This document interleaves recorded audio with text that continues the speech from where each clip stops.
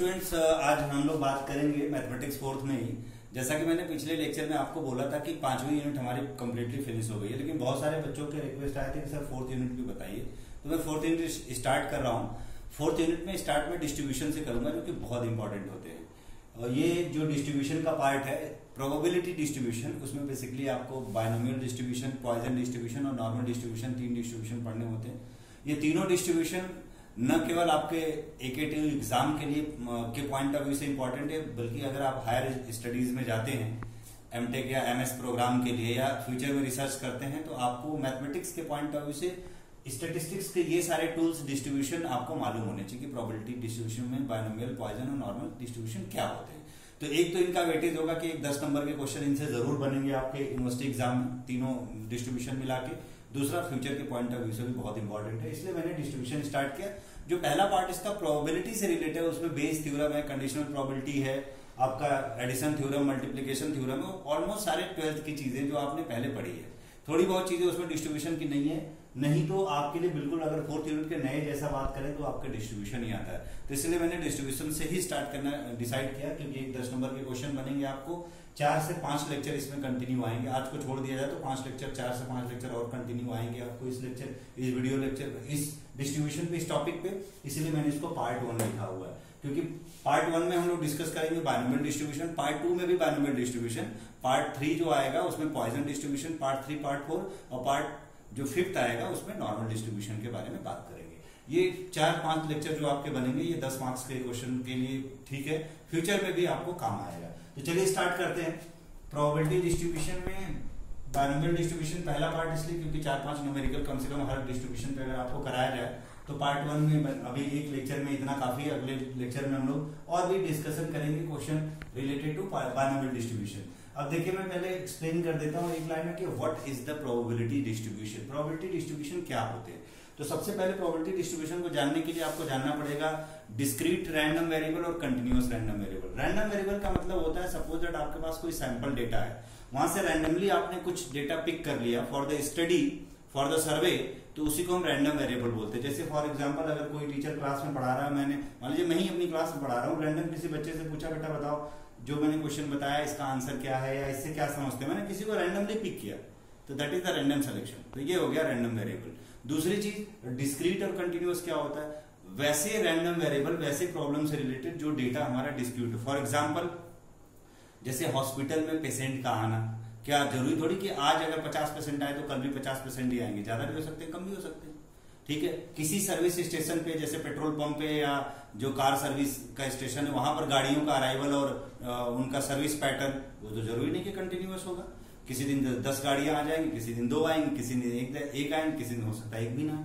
तो इस तरीके के जितने भी प्रॉब्लम होते हैं वो सारे के सारे डिस्क्रीट प्रॉब्लम में आते हैं। कंटिन्यूअस प्रॉब्लम में क्या आते हैं? जैसे हमारा हेयर ग्रोथ, हमारा एज का ग्रोथ, ये सब कंटिन्यूअस तो होगा ना। ऐसा तो नहीं कि आज हम मान लो 30 साल के तो अगले दिन 30 साल 1 दिन के तो होंगे, फिर 30 साल 2 दिन के होंगे, 3 दिन के होंगे, ऐसे आगे बढ़ेगा। ये कंटिन्यूअस ग्रोथ है। हमारा हेयर का ग्रोथ कंटिन्यूअस हुआ करता है, ठीक है। तो इस तरीके के जो प्रॉब्लम होंगे वो आपका कंटिन्यूअस में आते हैं। तो ज्यादा डिटेल्स में न जाते हुए आप इस तरीके की प्रॉब्लम से रिलेटेड जो भी डिस्ट्रीब्यूशन के प्रोबेबिलिटी के फंक्शन बनते हैं, उन्हीं को हम प्रोबेबिलिटी डिस्ट्रीब्यूशन कहते हैं। Probability distribution nothing but it is a probability function, probability के फंक्शन होते हैं, ध्यान रखिएगा।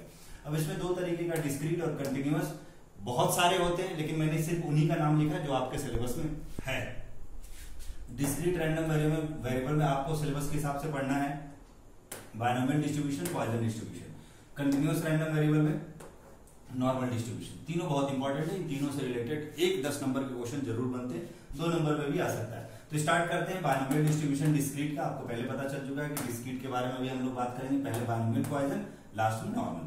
तो इस लेक्चर में बायनोमियल के बारे में बात करेंगे, नेक्स्ट लेक्चर में इसके और न्यूमेरिकल बात करेंगे बायनोमियल के बारे में, देन पॉइजन स्टार्ट करेंगे। ओके, तो बायनोमियल डिस्ट्रीब्यूशन क्या होता है? देखिए, इसको बर्नौली डिस्ट्रीब्यूशन भी कहते हैं। बर्नौली साहब जो फिजिक्स वाले थे, जिन्होंने बर्नौली का कंटिन्यूटी इक्वेशन भी दिया होता, आपने पढ़ा होगा, वो वही बर्नौली साहब है। बस इन्होंने बायनोमियल क्यों बोलते हैं? क्योंकि 2 टर्म लिया जाता है इसमें, P Q. P is the probability of success, Q is the probability of unsuccess, ठीक है। Let N be the total trials, then probability of R success in N trial is written by p x equals to r। x मतलब random variable, x मतलब random variable, r कितने success हुए। तो NCR P power R Q power N minus R की value 0 1 2 3 up to N तक ली जाती है, P plus Q equal to 1 हो जाएगा, जहां पे P is the probability of success, Q is the probability of unsuccess. NCR का फॉर्मूला कॉम्बिनेशन का आप 12th क्लास से जानते होंगे, NCR factorial N upon factorial R in bracket N minus R का फैक्टोरियल। मैं क्लियर कर दूं यहाँ पर कि जैसे मान लीजिए आप किसी गेम में पार्टिसिपेट करते हैं, आपने 10 बार उस गेम को खेला, कितनी बार जीते उसकी प्रोबेबिलिटी समझ गए। तो R how many times you get going to win, तो जो आपने गोइंग टू विन कितने बार आप जीत सकते हैं दैट इज आर, लेकिन कितनी बार आपने पूरा गेम खेला 10 बार, तो एन इक्वल टू 10। तो एन मतलब टोटल नंबर ऑफ ट्रायल्स, उसमें से आपके फेवर में कितने ट्रायल्स आए that is R. Suppose that आप लूडो खेलते हैं, आप डाइस थ्रो करते हैं, 6 फेजेस उसमें होते हैं, आपको 6 चाहिए, तो आपने 10 बार फेंका, उसमें से कितनी बार 6 आया, या आपको 5 नंबर चाहिए 5, कितनी बार 5 आया, तो जितनी टाइम्स आपका 5 आया that is R, that is in your favour. जो टोटल आपने परफॉर्म किया ड्रॉ किया दैट इज एन, ध्यान रखिएगा। P is the probability of success, अगर 5 बार आया तो उसकी प्रोबेबिलिटी कितनी होगी, और Q जो है उसकी अनसक्सेस की प्रोबेबिलिटी, और आपको पता है टोटल प्रोबेबिलिटी 1 होती है, तो P probability of success, Q probability of unsuccess, that's why P plus Q equals to 1। Total probability कितनी होती है 1। ध्यान रखिएगा प्रोबेबिलिटी ऑलवेज लाइज बिटवीन 0 से लेकर के 1 तक होती है, 1 के इक्वल या 0 हो सकती है और उनके बीच में हो सकती है। प्रोबेबिलिटी कांट बी नेगेटिव और प्रोबेबिलिटी कभी ग्रेटर देन 1 भी नहीं होती है, ध्यान रखिएगा। ठीक है जी, तो ये फॉर्मूला याद रखना। अब कुछ चीजें इंपॉर्टेंट देखते हैं जो हमें न्यूमेरिकल हेल्प सॉल्व करने में हेल्प करेंगे। Mean of binomial distribution, mean को म्यू से डिनोट करते हैं, वो एनपी के बराबर होता है। एन मतलब total number of trial, P मतलब प्रोबेबिलिटी ऑफ सक्सेस, और वेरिएंस जो होता है सिग्मा स्क्वायर से डिनोट करते हैं, दैट इज एनपीक्यू। एन मालूम है, पी मालूम है, क्यू क्या प्रोबेबिलिटी ऑफ अनसक्सेस, एनपीक्यू। और स्टैंडर्ड डेविएशन क्या होता है, वेरिएंस का अंडर रूट कर देते थे, स्क्वायर हटा देंगे तो under root NPQ, that is standard deviation. Just for knowledge बता दिया।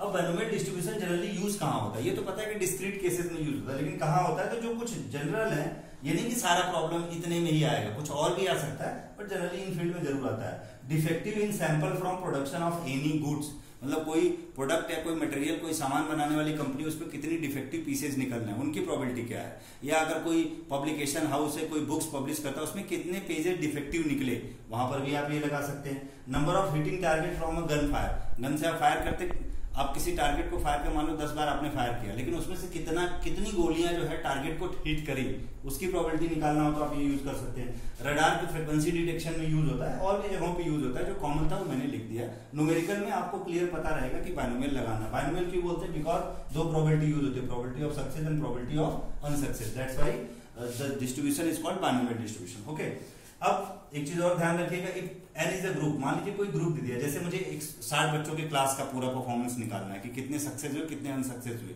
उसके लिए बाइनोमियल यूज करना है। तो एन मतलब जहां ग्रुप इंट्रोड्यूस हो जाए उस केस में बाइनोमियल डिस्ट्रीब्यूशन लिखा जाता है N into P plus Q to the power small N. Small N का मतलब number of trials, number of test. मान लीजिए हमने 10 टेस्ट लिया, 60 बच्चे पार्टिसिपेट किए, और उसमें से कितने सक्सेस हुए कितने अनसक्सेस हुए, तो कैपिटल एन की वैल्यू 60, स्मॉल एन मतलब कितने टेस्ट हुए, 10 टेस्ट हुए तो 10, पी सक्सेस क्यू अनसक्सेस रख देंगे, तो आपको टोटल प्रोबेबिलिटी पता चल जाए, मतलब बाइनोमियल डिस्ट्रीब्यूशन पता लग जाएगा फॉर अ ग्रुप। तो ये फॉर्मूला याद रखिएगा। मैंने यहाँ पे 3 न्यूमेरिकल लिए, इसमें कोई होमवर्क नहीं मिलेगा, तीनों न्यूमेरिकल में सॉल्व करके आपको दिखाऊंगा। अगला जो पार्ट होगा बाइनोमियल का सेकेंड पार्ट, उसमें आपको न्यूमेरिकल मिलेंगे प्रैक्टिस के तौर पे। पहला न्यूमेरिकल है comment on for the binomial distribution of a data, mean 6 दिया है, वेरिएंस 9 दिया है, मतलब इस पे आपको कमेंट क्या करना है कि अगर मीन 6 हो और वेरिएंस 9 हो तो क्या ये बाइनोमियल डिस्ट्रीब्यूशन बनेगा, इस पे आपको कमेंट करना है।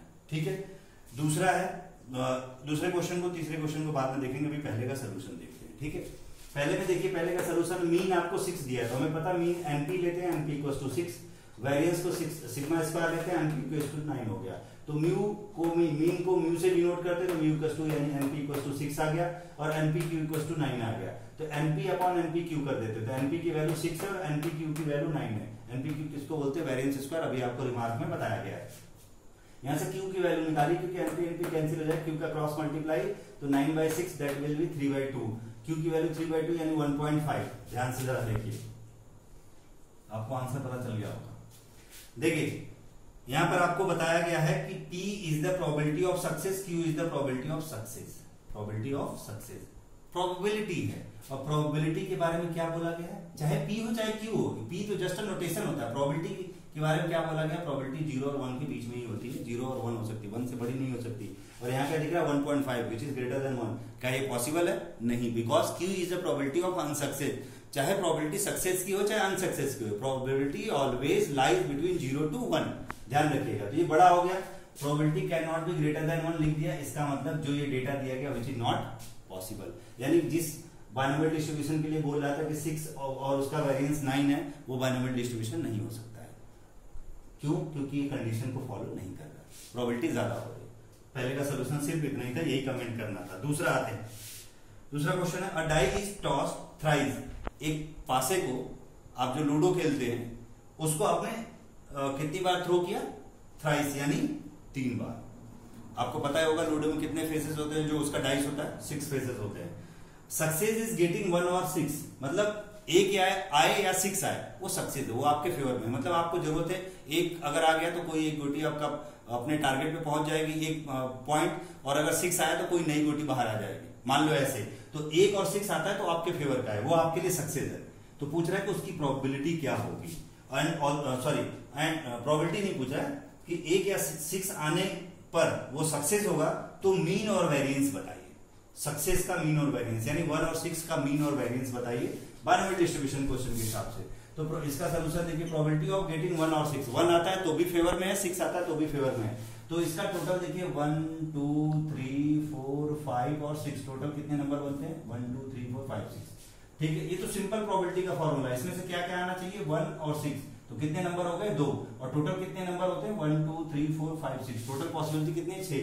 तो 2/6 यानी 1/3। तो प्रोबेबिलिटी ऑफ गेटिंग सक्सेस 1/3 हो गया। करेक्ट, हमें मीन और वेरिएंस निकालना, ध्यान रखिएगा।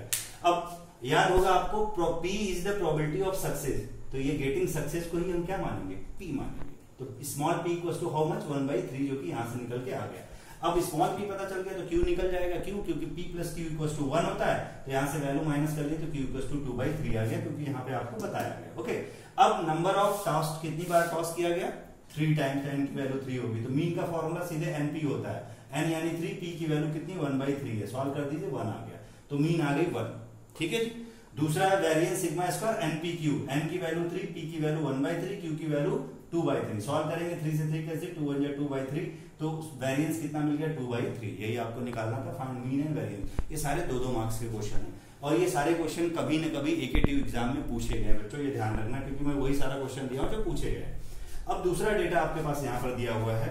एक अगला क्वेश्चन है, fit a binomial distribution. Fit मतलब बाइनोमियल डिस्ट्रीब्यूशन बनाइए, ड्रॉ नहीं करना है, करो। ये x मतलब आपको ट्रायल दिया है, 0 ट्रायल मतलब एक बार भी टॉस नहीं किया, एक बार टॉस किया, 2 बार टॉस किया, 3 बार टॉस किया, 4 ट्रायल लिया, 4 ट्रायल लिया, तो उनमें वैल्यू मिल रही प्रोबेबिलिटी। 0 आने की प्रोबेबिलिटी किसी में, मतलब ना टॉस हुआ ऐसा कितनी बार? 30 टाइम्स 0 आने की प्रोबेबिलिटी, ये समझ लो आप। एक टॉस 62 बार, मतलब एक नंबर कहीं आया 62 बार आया। आपसे सिर्फ डेटा से मतलब है। 2 नंबर जो है 46 टाइम आया, 3 नंबर 10 टाइम्स आया, 4 नंबर 2 टाइम्स आया, ऐसा समझिए आप। ठीक है, तो आपको इसमें fit a binomial distribution, fit a binomial distribution मतलब ये बताना है। बाइनोमियल डिस्ट्रीब्यूशन का फॉर्मूला मतलब वैल्यू बताइए। तो npq to the power n, capital N pq to the power n। देखिए कैसे निकलेगा, तो पहले मैं क्लियर कर दूं, स्मॉल n कितना है, कितनी बार टॉस किया गया? 1 2 3 4। 0 मतलब एक बार भी टॉस नहीं हुआ, एक बार भी कंसीडर नहीं हुआ। इसका मतलब ये होगा 1 2 3, काउंटिंग कितना होगा? 4। ध्यान रखिएगा, तो n की वैल्यू 4 रखेंगे इस केस में, जबकि यहाँ r की वैल्यू 0 से ली जाती है, तो ये 0 वाला काउंटिंग में नहीं आएगा इस केस में, स्मॉल n के केस में।